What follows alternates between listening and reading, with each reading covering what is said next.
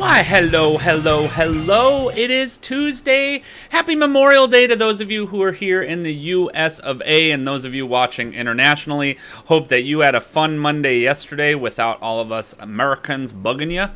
But for those of you who didn't have a holiday, or you were like me, you did a lot of work over the weekend, or you had other things going on, or for some of you, I should probably say happy GDPR Day, because I know for a lot of you who are going through the compliance nightmare that was GDPR and getting things done. Congratulations to those of you who've survived it.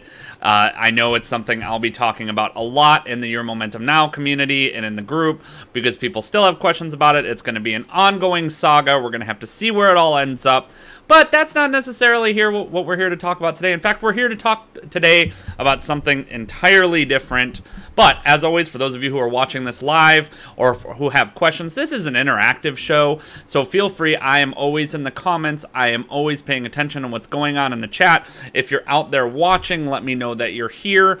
And today what I want to talk about specifically is, I know this is probably the biggest fear most speakers, experts, and trainers have. I know for me it was, because, and I know for a lot of you the biggest fear might even just be speaking in the first place or getting into that kind of spot to understand, like, how do I position myself, or how do I even like get myself to the stage, or how do I get my program out, or how do I get those things going. I'm not going to speak to that as much today as I'm going to say, all right, you know you've got a message, you know you've got a purpose, you know you've got, a stage you want to take, or a platform you want to create, or a community that you want to build. So what makes you stand out? Because then you start looking around and you go, wow, there are a million other people who are just like me. This is very, very true in the industry that I'm in. There are a variety of amazing speaker and event trainers. There are amazing people that I'm at events with all the time. There are many, many digital marketing experts and digital marketing trainers out in the world. In fact, I would argue there are probably tens of thousands of them now who know just as much, some of which know even more than I do about digital marketing. Not that I don't have my area of expertise or my experience or any of those things, but a lot of times you might find yourself kind of hesitating and getting to the stage, or hesitating and getting your program out, or hesitating and doing your own Facebook Live, or doing your own videos, or doing any of those things. And if so, that's really what today is about, which is, how do you stand out? How are you different? And this isn't so much about the tactics. I'm going to speak a little bit to tactics today, but this is just about understanding that, yes, just because you are willing to take the stage gives you a differentiator. And that's actually where I'm going to start today's conversation. But I saw Julia left a comment. Julia, thanks so much for being here. She said she got hers done on time. Awesome. Thanks for your help. And hey, Kathleen, welcome, welcome. And as I said, for those of you who haven't watched an episode of this, or you're not familiar with my training, a couple of really, really important things about me that you should know is that, yes, I talk fast. So during this episode, I appreciate you spending the time. If you have questions or you want to ask anything, I know I definitely talk fast, and I'll do my best to slow down and answer those questions. If you don't know who I am, or this is your first experience with me, or you've only seen me in an interview, I know for some of you, you may have seen me in Cindy's Summit, or you might have seen me on a different radio show. So if you don't know who I am, or why you're listening to me, or what I do, I've been in the speaking and expert space for many, many years now. Actually, this is going to be year 12 this year of going into the industry. And between my various companies and teams and we've done over $50 million in sales online, from stages, offline, in a variety of different industries. I'm not going to spend too much time talking about that, even though I'm going to talk about why I have this slide today for some of you who watch this. But that's why I talk about this industry. I just love speaking and training. For those of you who watch this show or who are familiar with me, I love doing this just because I love to do this. Like, if money were no object for me, I know I'd still be doing shows every week. I know I'd still be out here talking, and I'd still be out here making things because I just love to do this. And I know for some of you that's probably true as well. And so again, I talk fast. Feel free to ask questions, any of that. So first of all, there just has to become some acknowledgement. Yes, there is someone else in the world who does what you do.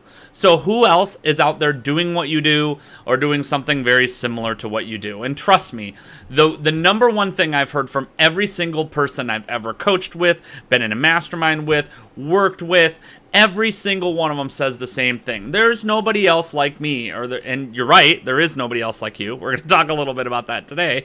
But they'll say, oh, well, there's nobody else. There's no other business that reminds me of what I do, or I've never found anybody who's out there. But part of going into business and part of being in this expert business is understanding that there is a space, meaning that there are other experts on the platform who are talking about the same or similar things to what you do. In fact, you probably got trained somewhere, or you learned how to do what you're doing from someone. It didn't come out of thin air for you to go, oh, well, you know, I'm the biggest expert on this thing, or I'm starting my journey. Not to say that some of us aren't more self-taught than others. Like, my digital marketing skills were pretty much all self-taught. I mean, I did take classes and courses and stuff like that. But at the same time, first you just have to acknowledge there is an industry. There's an industry no matter what your niche is. In fact, it cracked me up. One of the funniest ones, I worked for a speaking company for many years, and one of the funniest niches in that company that I worked with was horse-related products. You would be shocked at how much of a cottage industry or an expert industry exists around horse products. And we're talking about horse health, horse saddles, like just horses as an industry has its own cadre of speakers and experts and trainers. So if horses can have a cottage industry, what you do or what you're talking about probably isn't super unique. So it's up to you to get to know who else is out there and who else is doing what you do. You definitely need to know that. And this is going to play into your distinctions, but you got to know that first. So if you don't, that's the obvious place to start. So then you got to ask yourself, how are you going to learn from them? So this is true in any type of campaign that I start. So this is true whether I'm speaking about something, developing a product, developing a program, doing marketing. I'm then going to ask myself, clearly they're doing this, even if they've made $10 and I've made $5, they have something that I can learn from. And so I have to be asking myself, what can I learn from what these people are doing? And this isn't about copying. It isn't about going in and stealing content or stealing ideas or anything like that. I'm not suggesting that at all. But it's looking at what they do and taking away the lessons, the benefit you have of having other people and understanding that you're part of a platform, you're part of a community, you're part of an industry, which all of us are. You're part of it. Like, you look around and you go, there are other speakers that talk about speaking. There are other experts that talk about marketing. There are other people that talk about horses. That gives you an opportunity to learn, to look at their business models, to look at how they generate customers, to go subscribe to their newsletters and opt into their list, to even buy their products. And some of you came into doing what you were doing probably because you bought someone's product and they trained you how to do what you were doing, or they certified you. Like, great example, I have digital marketer certifications, which is a speaker named Ryan Dice who teaches that. Even though I'd been digital marketing for many years before that, I went and got those certifications and was interested in them because I wanted to learn from that person that was sitting next to me. So it's not necessarily about being scared of the people that are also in your industry. It's about using that as an opportunity to build a better system or to do things in a different way or a better way than what your competitors are doing. And then from there, how are you different? And that's really where I'm going to focus the most energy today. So as I always do, I'm going to give you some questions, some food for thought, some ways to think about yourself, and some really important tips that say, great, how are you different? Because those two first questions are really focusing on how are you the same, or how are you part of a larger community. And the good news about that, like, I have this edict that I talk about all the time. Yes, there is a real world and there are some people that are going to compete with me. I'll say this a lot, but I focus more so than anything on collaboration over competition. When I first see a business, or even if there's somebody that does the exact same thing that I do, like even if I look through their products and I'm like, man, they're teaching the exact same process I am, for the most part, I'm always going to look to collaborate before I look to compete. And that doesn't mean that there is no competition, or I can be ignorant to the fact that people are competing against me, or I'm somehow naive and say, you know, there aren't people in the world who are out to compete. Some of you who might be watching this might be really driven by competition, and that's okay if that's what you are. But for me, something that's really served me well in thinking about the greater community and the greater industry is to say, how do I collaborate instead of compete? Focus on the collaboration first. Focus on the partnership first. Focus on those ideas. First of all, that's one way that you can stand out, you know, in and of yourself, rather than coming in and being hostile to the rest of your industry. But then from there, this is what I'm going to go into today, talking about those distinctions. I love what Julia says, collaboration is the new competition. Very true. And as Julia also said, there are a lot of people around the world who are doing what you're doing. What makes you stand out is the depth of the personal development included in your entrepreneurship program. So Julia, the good news for you is you already understand a lot of this. And I'm going to talk a little bit to some specifics for those people who might not know as much of this. Or you might say, I'm not different. Like sometimes the reason I want to talk about this topic today is this is something that I often struggle with. This is something, a lot of the mistakes and the challenges and these aspects are things that I'm going to talk about today because I know them intimately, because I've gone through them.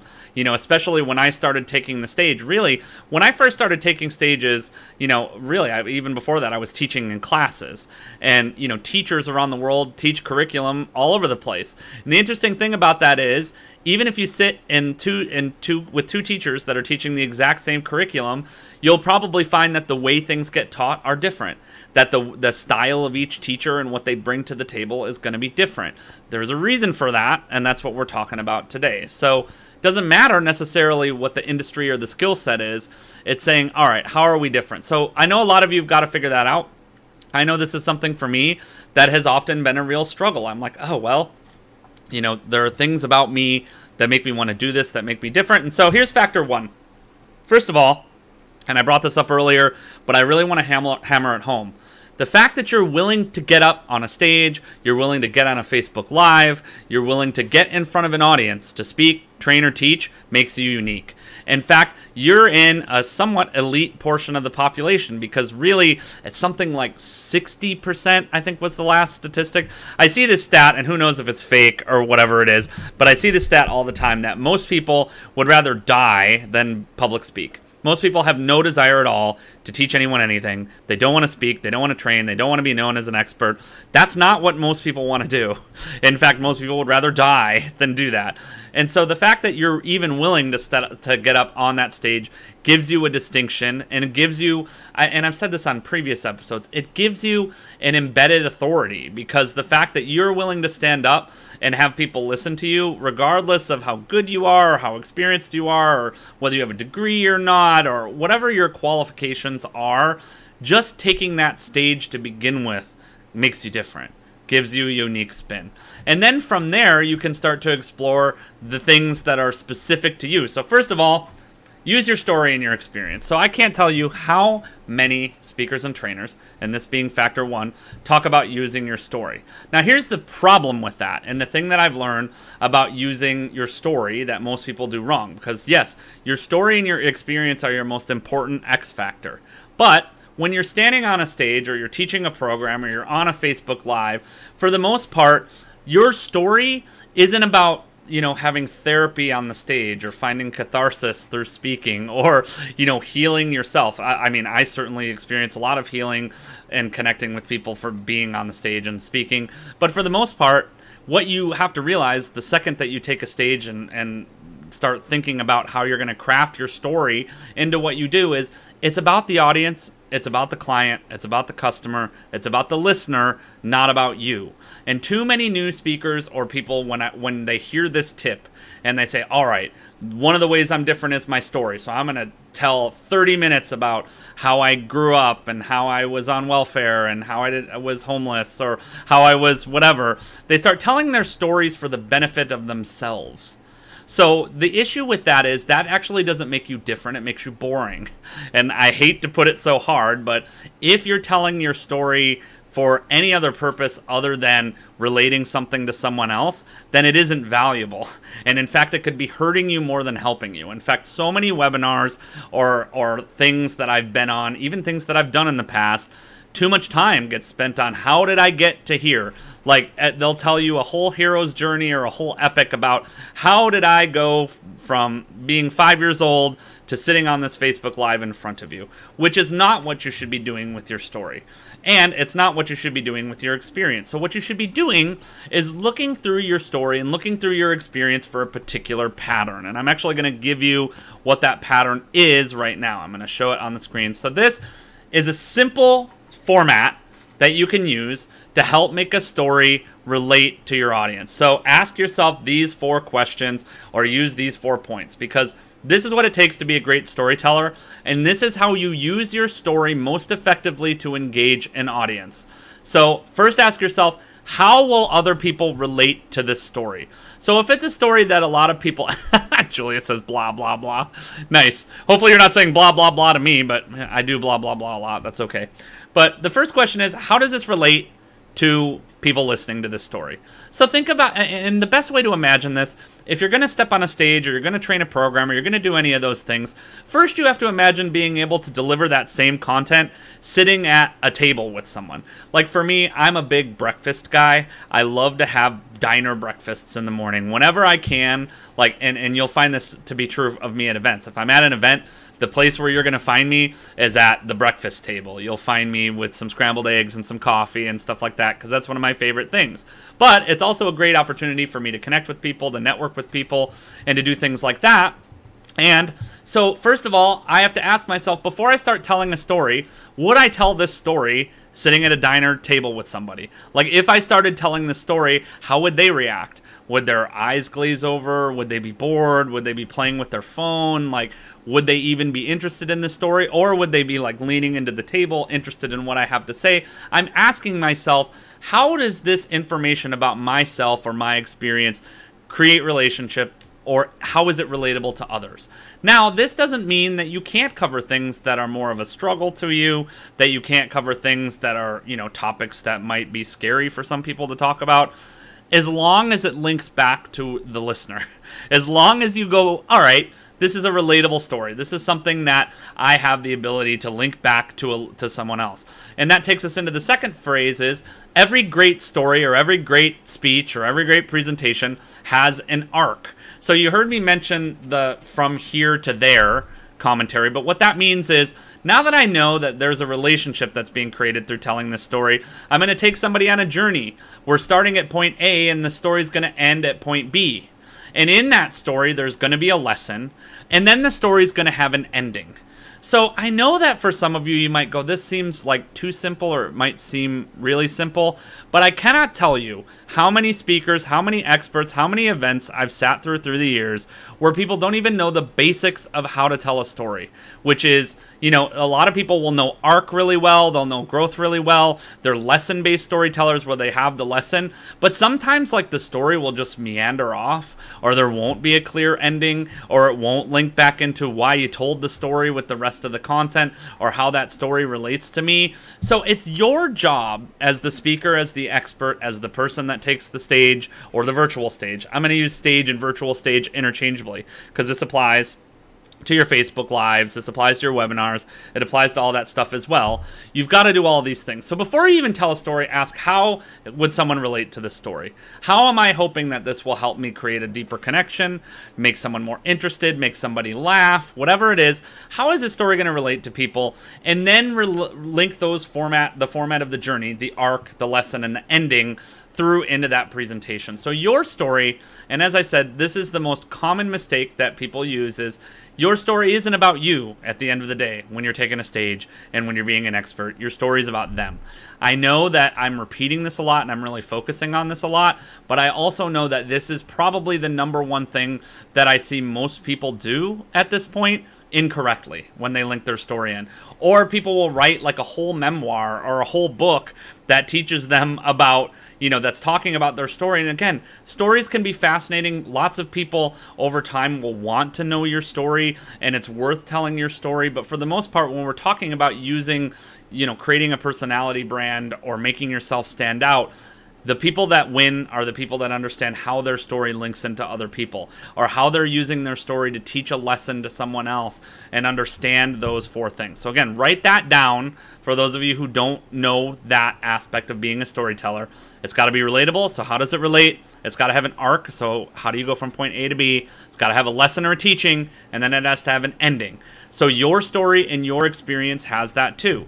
Now, once you understand that, the ways that you can leverage your story and leverage your experience really explode. Because for the most part, you might be only thinking about, oh, well, I have to have a story that has a good moral, or you're always trying to use lessons to connect, rather than understanding that, you know, you have those 4 tools in your tool belt when you're talking about telling your story or leveraging your experience. And that does make you stand out, because when you start digging into that, what you're going to find is parts of your story and your experience are the things that make you distinct. So what makes me different than Ryan Dice, what makes me different than Frank Kern, what makes me different than Jeff Walker, what makes me different than Ryan Levesque, and any of those things is my story and my experience told in a way that makes me relatable in a different way than they are. Sure, they have their own stories, they started at different times, they learned in different ways, and those stories are compelling. Stories really do sell when they're framed correctly. So really key piece to learn. So telling your story consists of those things. So now let's move on to the second thing that really helps you focus on how do you be different. And so I'm moving back to my slide. So now that we're here, let's talk about point 2, which is you have to use the appropriate level of polish. So remember, I started this by telling you have to be willing to look sideways. You have to be willing to look and acknowledge that you're part of a greater community, that you're part of a greater platform, that there are other people that are out there doing what you're doing. And so then the level of polish or the level of personality that comes into what you do is actually a really critical decision. So one of the things that can work to your advantage, especially if you're not a big corporate trainer, you're not someone that's trying to leverage yourself in that way or reach out to that particular client, is when you understand what your place is in the industry or how you're fitting into that greater community, you have a lot more flexibility over how you can present yourself. So for me, I tend to occupy a middle ground. There are many marketers who spend thousands and thousands of dollars to create the ultimate level of polish because they're trying to attract a client that is attracted by that level of polish, that says, oh, I see a video, that video looks really pretty, I want to be part of that person's thing. And when I need that level of polish, I'm certainly willing to do it.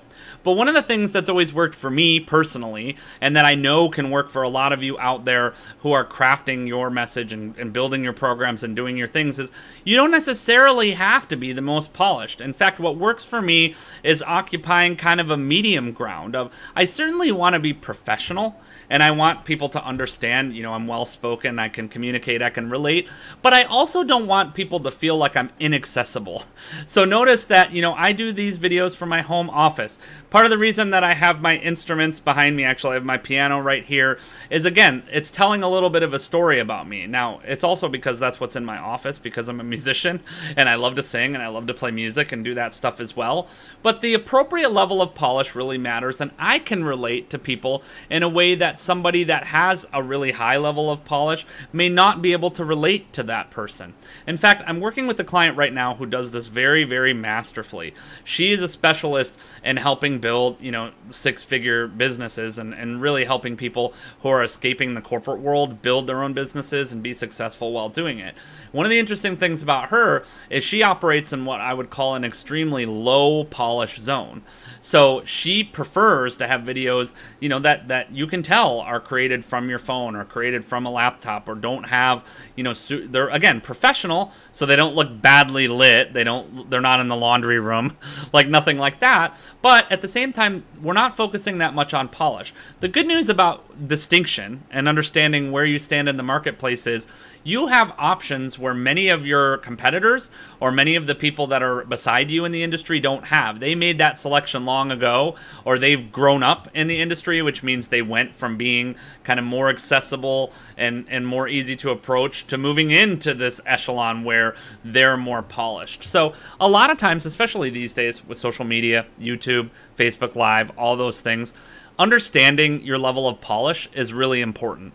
And understanding that, hey, you don't necessarily have to look like you just got off your private jet to film your program or your video, especially when it comes to your topic. So focus on being relatable and make decisions based on your polish level, based on how your industry looks, and based on what your standing in that industry is. So a lot of people, the reason I cover this topic as well when I talk right after when I talk about your story, is a lot of people who are new to an industry for some reason are really afraid to talk about being new.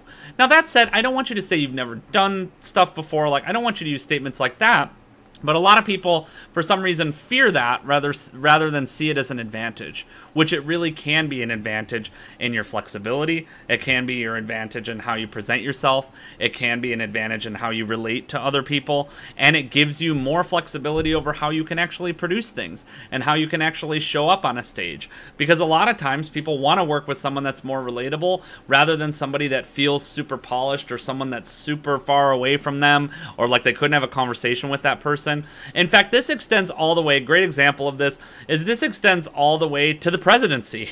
So you look back at a president, and I don't want to talk about politics, so don't comment about that here. This goes all the way back to a president like George W. Bush, and you used to hear this about him all the time, was that he felt like, and you still hear this even in polls to this day, like he was the president you could go have a beer with, or he was the president you could go, sit at the diner with and have a conversation with because he seemed that relatable. He got to choose his level of polish. Now, obviously, he came from an extremely blue blood American family, had Ivy League education, all those things. But again, choosing your level of polish is a great example to be thinking about that.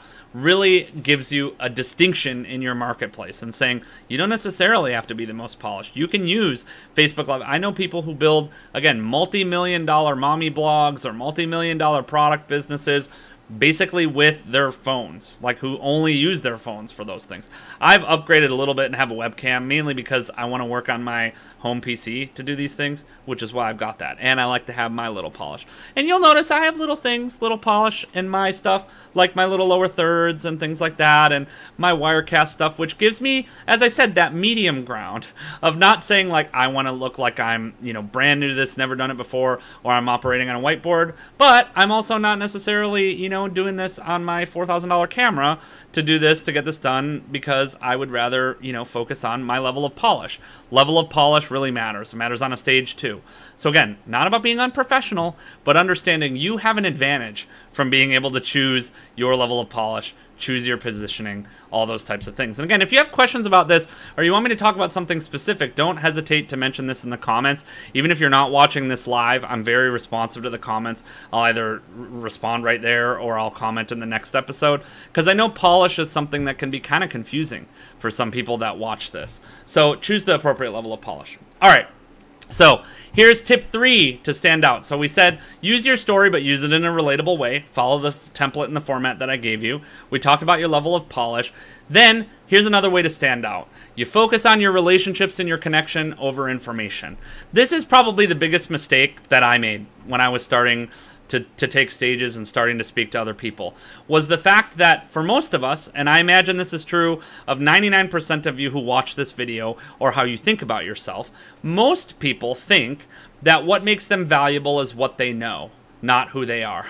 And I certainly have this issue all the time. I'm a person that what I focus on the most is I have this valuable information, I have this valuable strategy, I have this system I've developed, I wrote this book, I did this thing, all this kind of like look at what I accomplished stuff, which all that stuff is really, really important at this point. And I'm not saying don't have great content, but what I am saying is the person that focuses on the experience and the person that focuses on the relationship and the connection, being a resource, answering questions, helping people out directly, being willing to go, into the weeds per se with somebody else, is the person that will always get the client over someone that has great information.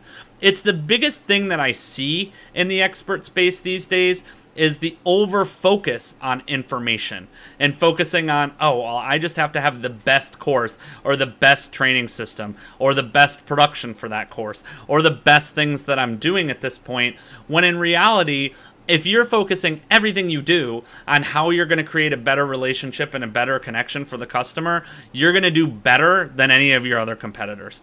And what happens also, and this also plays into your polish level, which also makes you stand out, a lot of times there are times where people who are experienced in an industry or who've been in it a long time reach a level of quote-unquote success where they actually experience a downtrend in their business because they, start focusing on enriching their system or enriching their courses or enriching their platform and kind of forget about the client. Or when you get big enough to have a big list, a lot of times you forget about the individuals that you're working with. It never fails. Anytime that you sit down to do a video or you walk into a room, or you step onto a stage, it's always about the people in that room. It's always about saying, how can you be valuable to people in that room? In fact, for me, a lot of the time, the second I kind of clear myself, you know, because we all have our things from the minute that you're about to sit down and turn on the camera, like when I'm watching, for me, it's when I'm watching my little Facebook Live countdown go down, and I'm like, all right, I'm about to get on stage, you know, 2 minutes, here I go, I'm about to teach this content that I've been putting together and that I want you all to have. And for the most part, what I try to do and what I would advise you to do is to stop thinking about all the stuff that's going on with me, not focus so much on my own situations and what's happening, and start thinking about who's going to be watching this, what are they wanting, how can I help them, how are they really going to take this to heart and use it. And to me, that's all that matters. It doesn't matter how I teach it, doesn't matter whether I have the best format, doesn't matter whether it's Facebook or YouTube or live events or membership sites or any of that stuff. It just matters that at the end of the day, that's what I'm focused on. That's what I care about. It's obvious about me in some ways where it might not be obvious for other people.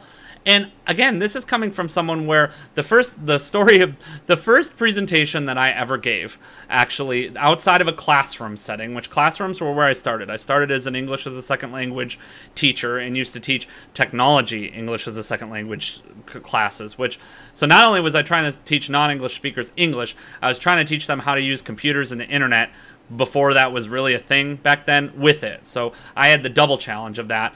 Then the first time I started giving a presentation, I probably put together a slide presentation that was 150 slides for like a 30-minute slot. So it was like 150 slides for a 30-minute slot, because that's what I'm like. I'm the type, like, I got to be the straight A student. That's me. And some of you out there might be like that too. And so I was totally focused on the information. And so I got up, I delivered this presentation, and by the end of it, the room looked like I had literally just turned on one of those giant circular warehouse fans and just blasted it at them for 30 minutes. Like, people, I could swear their hair was like still moving back and forth after all this information. And so I got off and I'm like, okay, did I do well? What's the feedback? Like, what are people thinking about me? And the feedback I got, which was extremely valuable feedback from one of my mentors, was they said, Ken, you're in love with ideas. You're a person that's in love with ideas. And it comes across as obvious in your presentation. Julia's making fun of me, which is well-deserved. You overachiever, you. Hey, PJ Entrepreneur's here. Well, if you haven't checked him out, make sure you connect with him. PJ does great training and content along with Julia, so you should be connected with him too if you're not. Throw him a follow. Throw Julia a follow too if you haven't as well. But yeah, that's me. I have to be the straight A student. I'm like front in the class. But so the truth was, for me, as I'm thinking about that, and I got this feedback saying, oh, you're in love with ideas. You're a person that loves ideas. I started looking at it and saying, oh, you know what? In all my rush to deliver great content and deliver information and try to give a nuanced view of this topic in this presentation, I forgot about the people in the room.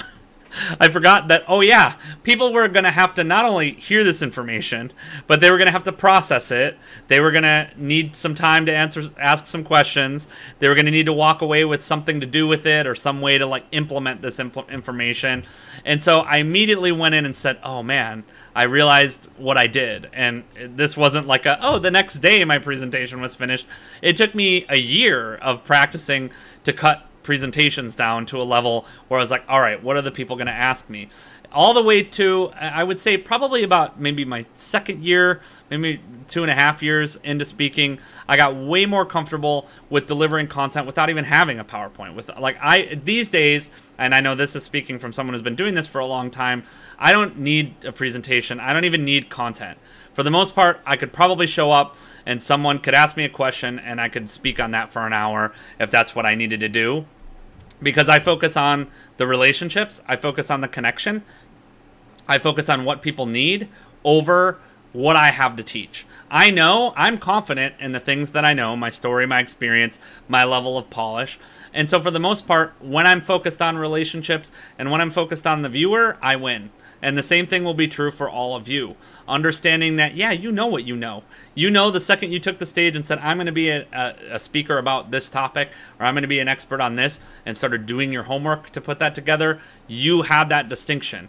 Then your job is to kind of whittle that down and step back from it and focus on the relationships and the connection over information. So focus on the people rather than the process, the content, the platform, the technology, the training, or any of that stuff. All right. So now the next part to stand out, it's kind of related to that, but it's different in some ways, and I'm going to talk about why it's different, is how much do you actually care about your audience's goal? So a lot of times I find that speakers don't necessarily relate, hey, I'm teaching this because my hope is that someone else is going to be able to get what they want in their life, in their business, in whatever it is they do, and they probably have a goal too. And it's my job to help them reach that goal. They're trying to solve their problems. They're trying to overcome challenges. They're trying to do those different things. So the question mark is, how much do you actually care about them reaching it? And I find that some of us, and this was again true of me when I started, have this line, we have this boundary that we get to, and we say, all right, well, I care about it to, but I'm afraid to really like open myself up to the fact that when I really care about someone's goal, I'm probably going to be disappointed when that person doesn't do what they say they're going to do. When I'm really invested in someone having that, I have to accept the fact they're probably going to need to hear some information again and again and again. When I'm really invested in someone's goal, I'm going to have to be thinking over and over and over about that. Like, I'm going to be the one that's losing sleep at night when I'm invested in someone's goal. Like, how much are you invested in it? And chances are, for the most part, there's probably a part of you, and that's not to say don't have healthy boundaries. That's not to say, take this stuff home with you. I'm certainly not saying that. I'm not saying that. But what I am saying is, would you be willing to stand up for someone's goal? Would you be willing to commit yourself, regardless of what that goal is, regardless of what your subject matter is? How much do you care about it? Because it's going to show in your presentation. And if you sit down and you go, yeah, I really care about it because I realize the difference that it's going to make in somebody else's life. I realize the difference it's going to make in families and communities. I realize just how much, if they solved this problem, if they learned from me, if they took this information and did something with it.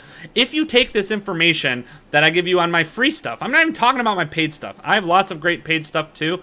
But if you take just the information that you got on my free stuff, I'm confident that you could start building a successful speaking business. I'm confident you could do that. I'm sure Julia would agree. She watches this. And I care about it to the point where I'm willing to put it out there. I'm willing to put it out there because I know too many people that are failing at this stuff, who are struggling with this stuff, who aren't getting things done, who aren't meeting their commitment. And the more that I think about it, the more that I get personally invested in saying, yeah, I really care that those of you that spend the time and invest the energy and have this relationship and watch this video actually get something out of it.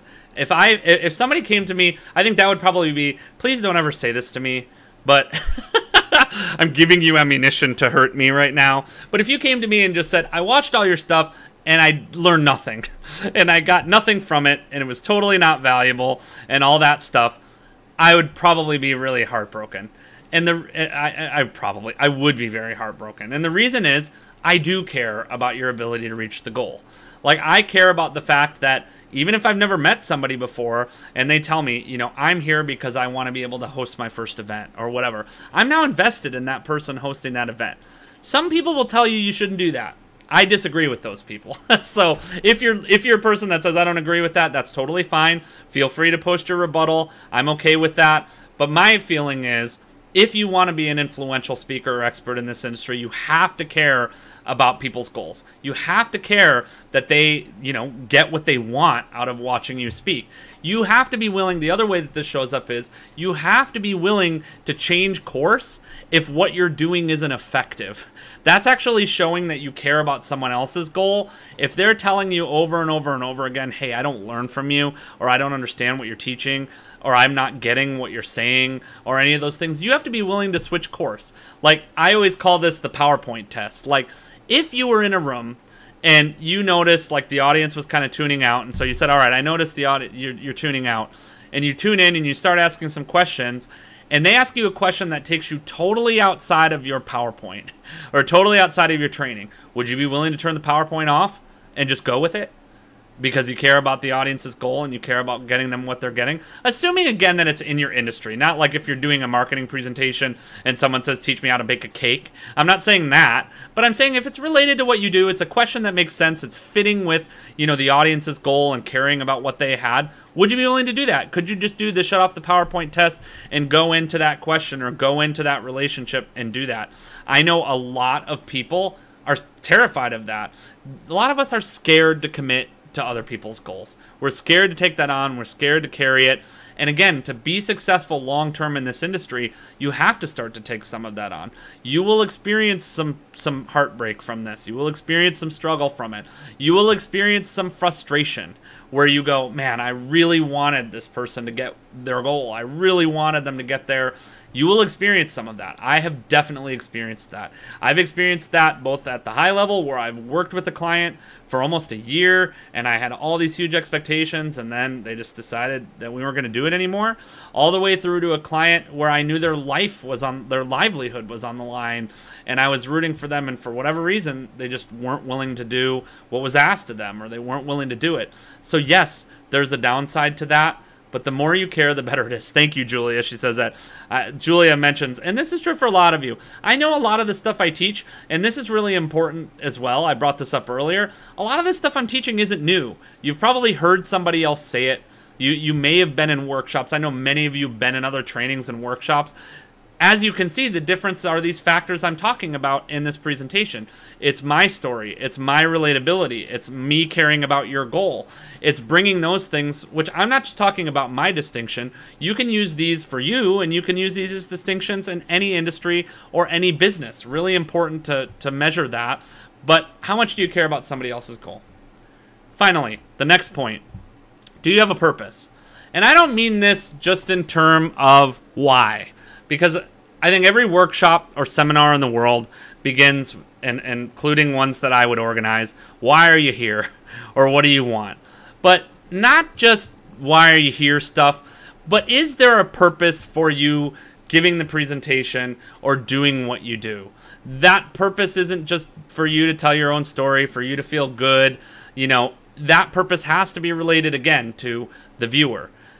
What is the purpose, or how does this fit in that audience's goals? So I understand that all of you watching this one video, I wish I could do this. If I could do one video that would literally give you everything you need, which would probably be like 3 days straight of training, if I just said, here's everything I know about events, and you can hammer me with Q&As throughout, and I'm just going to give you my whole 11-year brain on events and dump it out, you know, on my 100-hour marathon Facebook Live or whatever it is. If I were to do that, that might get it done. But I understand that's not going to happen. And I understand that in this 1 hour that I have, I'm not going to be able to teach you every single thing you need to know about being a successful speaker or expert. There are nuances. There are questions you'll have. There are things you'll forget. And then you'll go out and you'll come back and you'll ask those questions again. So I have to understand the purpose of this talk, this presentation, this show within the greater whole. I have to look at it and say, how does this talk in and of itself have a purpose related to, you know, whatever the goal is? So again, my goal for each of you is for you to be the level of speaker you want to be. I've worked with 6, 7, and 8-figure speakers. If you want to be an 8-figure speaker, I know how to get you there. And I can talk about how to do that. If you've never made money speaking and you're like, I want to make my first $5 speaking, I'll teach you how to do that. If you want to know 6, 7, any of the steps in between, I know how to do that. I'm totally confident I know how to do that. The purpose of this presentation and this talk within that is an introduction for most of you. It's to understand, all right, when you understand your distinctions, that's going to take you to the next place, which is understanding how to leverage your strengths. Then from there, it's going to say, how do you organize yourself? How do you put the business together? How do you start to build your product offerings and your business model? Then it goes into, how do you start to grow a successful company? And all those questions, again, if I'm covering this in my 100-hour marathon, that might happen. But this presentation, this talk, this thing that I'm doing now and every week has a clear purpose. Your presentation has to have a clear purpose. You have to have a purpose that's different than, you know, just I'm here because they're paying me. Like, what's the quote? The one athlete guy, the guy that's just like, I'm just here so I don't get fired. Like, that's if that's your purpose for doing a presentation or doing a speaking engagement or anything like that, it's probably not going to work. You have to have a purpose. It has to fit within a greater whole. And this is going to lead me to this, which is directly related to that. And really the most important distinction that I can offer, other than how to tell your story and how to leverage what you're doing. You got to have a clear next step, and you cannot be afraid to ask people to take it. I want to leave this up and let it settle in for a second. I'm going to take a drink of water even. Let this settle in. Don't be afraid to ask people to take it. So here's the reason why. And this is the single biggest thing that I see over and over and over with new speakers and experts is they're afraid to ask people to take the next step. They're afraid to ask for the sale. They're afraid to ask for the client. They're afraid to say there are next steps. There are things you should do. You should opt into my list. You should buy my program. They're afraid that they're bothering people, that people will just show up if that's what they want. Some people believe like there's some divine intervention that happens where like somebody wakes up in the middle of the night and they say, great, I want to be your client. That's not how it happens. And that fits into the purpose conversation because most of us, and myself included sometimes, lose sight of our purpose, which means all of a sudden we're afraid to ask people for what we really want.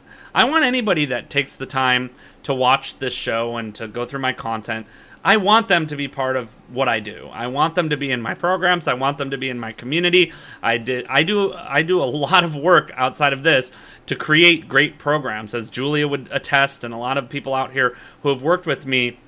I always have a next step. In fact, to the point where my next step is always on the screen right here at the bottom where it says exploremomentum.com/preview, where I can let you know about all the amazing stuff I can do and all the amazing opportunities that exist for you out there. I do this work for you guys, not for me, even though I like to do it and I would be doing it. But if I realized one day, if I woke up one day and said, all right, well, that's, no one's interested in that anymore, and there's a more important topic, then I would try to, talk about that if I knew about it. But at this point, most people do one of two things. They do their speaking engagements, and they're completely unclear on what they want people to do after. So they either don't have an offer, they don't ask for anything, they don't collect contact information, they just kind of let people wander off or meander off or do whatever it is they're doing.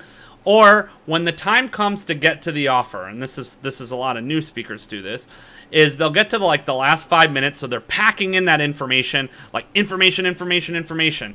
Here's all the training, here's all the steps, here's all the modeling, here's all the everything. Oh, I have something for you to buy. Oh, I need you to do this thing, and this is how we're going to keep working together. And they'll cram it in this hurried thing, and it has weird energy, and people will go, oh my God, what happened there? Or what is going on? Or why did it happen that way? Because they weren't clear and certain in the fact that they wanted somebody to take that next step, and they were willing to stand for it. They're willing to say, I know that the things I create are valuable. I'm not afraid to sell them to you. I'm not afraid to let you know what I'm doing. I want you to be part of those because I know in myself they have value. You need to know that too. I'm sure all of you do. I don't know of anyone that's watching this or that I've ever even met that doesn't realize, yes, you've got something to teach somebody. You've got some information that somebody needs. You know something about something that other people don't know. And you could be teaching that, and that information does have value. It may have a lot of value. It may be 8 figures worth of value in what you have to teach and how you position it. That might be what it is. And so if you're holding back from it, if you're going, oh, well, I don't know that I can sell that, or I don't know that I'm going to do that, or I'm not sure, or any of those things, or I'm not clear on what that next step is, then you've got to disconnect. And it's really obvious to your audience. They may not be able to point at exactly what it is. They may not go, oh, well, it's that. You didn't make me an offer. Your audience is probably never going to say that. In fact, your audience will probably thank you a lot of the time for not making them an offer. The reason I'm willing to make an offer, or the reason I'm willing to put it out there, is because I know that that's the next step. I know that's going to help you get to your goal. I know that this is part of the process because, again, this is what I do. It's my expertise. It's my story. It's my experience. You can't be afraid. You can't back off the offer. You can't back off the next step. In fact, you need to be so certain that this is another test you might do for yourself, that at any point in your presentation, if somebody said something that was related to your program or related to your next step, you would be willing to stop and say, great, like, here you go. I teach a program on that. Sign up now. Here's an order form. Here's where you go. Here's the web page, whatever it is, however you do it.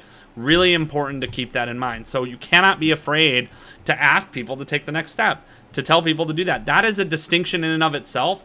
And many people that are new, or many people inexperienced, or many people who just, aren't mastering this industry struggle to do that, where they never make an offer, they rush the offer, they're afraid to ask for it, they wait till the very last minute to like rush it in and put it in without it making any sense.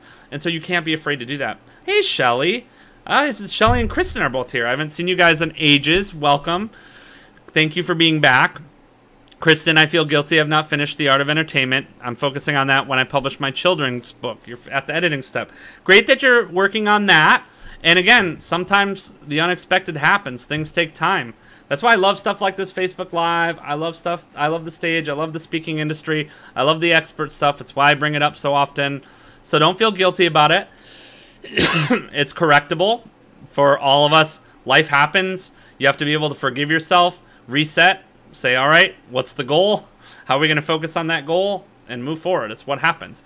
And for me, sure, I love to hold people accountable. This is like a tangent, but it's related to my story and all that stuff. But some people practice this weird, like, non-compassionate accountability sometimes, where they're like, all right, accountability means beating someone up, which that's a silly way to think about accountability. Accountability means holding people to their commitments and saying, all right, you committed to doing this. And then if someone comes to you and says, I was unable to hold that commitment, like was just said in the comment, or I couldn't do it, there was a reason, whatever it is, that doesn't mean that I'm just going to go, oh, you should never do that at this point. But it means that, all right, understanding, meeting it with understanding, reset the expectation, and move forward. So in this case, okay, you didn't do that. Obviously, I would have liked to see you do that. I want you to be successful in doing what you're doing. And I also understand life happens. You're about to publish another book too. It's a good lesson to look at yourself and say, oh, maybe I did too much at once, or maybe I committed to too much at once, or maybe I need to readjust my timelines and look at things more honestly as far as what I can do and what I can accomplish. All that's fine. And that's, again, part of this journey and what we're doing. So let's review. I want to talk about that before we wrap today. So the things that make you distinct. And I call this the you factor, which is this is how you insert your story, your experience into that. So these 4 things are what you should be writing down. You're combining your story and how it relates to other people, your look and your feel, so your level of polish that I talked about, your focus on the person, and your focus on the outcome. So that's what the you factor is. And all these things kind of start and end with you. Your focus on the outcome will determine how much you need to teach and what step you're on and all those types of things. Your focus on the person is going to determine your relationship level and how committed you are to getting them to what they're doing. Your focus on your look and feel is going to determine how you attract the people that are of the most interest to you, or the right people for you, or the people that make sense for you. And your story is how you're going to make them stay, because they're going to relate to what you're doing and they're going to understand what you're doing. And you need to have all of these aspects in what you're doing and really say, all right, what makes you stand out is these 4 things. Looking at you, leveraging yourself, understanding how these 4 things combine in the way that we just walked through in this entire lesson. Your story, your look and feel, your focus on the person, and your focus on the outcome. So I've covered a lot of different ways that you can be distinct in this lesson today. Actually, all of these, some of them, your story alone might be enough to be the winning distinction. Your level of polish alone might be your distinction and the thing that makes you stand out from the million other speakers that are out there at this point, or the thousands of other speakers who teach the same thing that you're doing. But all of those things can be potential differentiators. You can leverage them all, or you can leverage just a few of them. But all of them are super important to be able to say, all right, how do you stand out? How will you weave these elements together into the unique you that you present to the world, that you present to others, that you're doing? And I saw Kristen just responded, I did commit to too much. We're all guilty of that. Everyone out here does that, especially, again, I was writing this out today. All of us as entrepreneurs and business owners are creative people. A lot of us have big dreams. We have big reach. We have big things we want to do. Excuse me, I have a frog in my throat. We have big things we want to do. And so a lot of times our reach extends beyond what we can create in that moment. Doesn't mean never, doesn't mean it's not possible, doesn't mean you won't get it done. It just means you have to reset. It means you have to look at yourself, look at those things, reset, and say, all right, I'm still going for it, I just have to adjust. Now, obviously, if that becomes a pattern, if I'm coaching someone and I'm working with you and it becomes a pattern, I'm going to point that pattern out, and we're going to work on that pattern so that your commitments hold more and that you're willing to do what you say you're going to do. So as long as you're still holding to the outcome that you want to get it done, even though you haven't yet, we got to reset. Be honest about what that new deadline is, what that new outcome is going to be for the art of entertainment, and move it forward. It's still possible to move it forward. Doesn't have to change. All that stuff is basically going to still work as it did before at this point. So don't hesitate to do that. So these are really important questions. I know for a lot of you, you might start looking at this and say, all right, you know, you've got a lot of questions about those distinctions. You want to understand more about how this works and how you're going to stand out and all these things you're going to do. That's exactly what the comments are for. Feel free to leave a comment, ask a question. Just because the episode is over doesn't mean we're not back every Tuesday at 4 p.m. Eastern, which we are back every Tuesday at 4 p.m. Eastern at this point. And so, again, ask your question. I will respond in the comments. I love to talk about this topic. If you want to understand, like some of you, what would be great homework, let's talk about homework for some of you who are taking this away. Write out your story and start thinking about those points that are relatable, those points that connect to other people, those points that make sense for the rest of your audience. Start looking at how much are you really willing to commit to the goal and bring to the table in terms of your passion for people to get that goal or to get that thing that you're teaching about or that you're speaking about. I know that I'm super passionate about what I do. I'm super passionate about all of you being specific. These are the things that will make you stand out. These will the things that will attract your customer over someone else. And again, really important to stand out, understand how all this is going to work. Thank you, Julia, for saying great class. And I appreciate all of you. We are here every Tuesday live talking about the speaking business, the expert business, how you can make money for what you know, your experience, all those things. And I know I will have more to teach on this topic about being distinct, being unique, standing out amongst the competition. And again, I appreciate all of you who take time out of making my microphone echo, who take time out of your week, out of your day to watch this. Again, Expert Momentum every week. We will see you next Tuesday.